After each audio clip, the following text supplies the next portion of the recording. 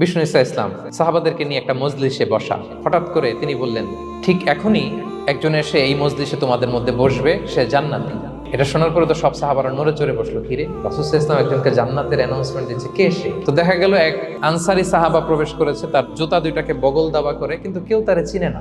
তারা যে এক্সপেকটেশন করছিল যে খুব আল্লাহওয়ালা এমন কেউ আসবে, না, সাধারণ। সাহাবীরা অবাক, সবচেয়ে বেশি অবাক হয়েছেন আব্দুল্লাহ ইবনে আমর ইবনে আল-আস রাদিয়াল্লাহু তাআলা আনহু। তিনি অবাক হলেন, ঘটনা কি, তার গোপন রহস্য দেখি তো খুঁজে বের করা যায় কিনা। তিনি ওই সাহাবীর বাড়িতে গেলেন, যে তখন তিনি বললেন, তিনটা ভরা মজলিসে বিষ্ণু ইসা ইসলাম তোমাকে জান্নাতি বলে ঘোষণা দিয়েছে। আমি দেখতে চেয়েছি যে তুমি কি আমল করো।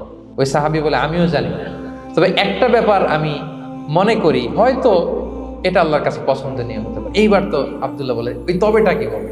যে আমি প্রতিদিন যখন রাতে বিছানায় ঘুমোতে যাই, আমি ঘুমোতে যাওয়ার আগে সবাইকে ক্ষমা করে তারপর বিছানায় যাই।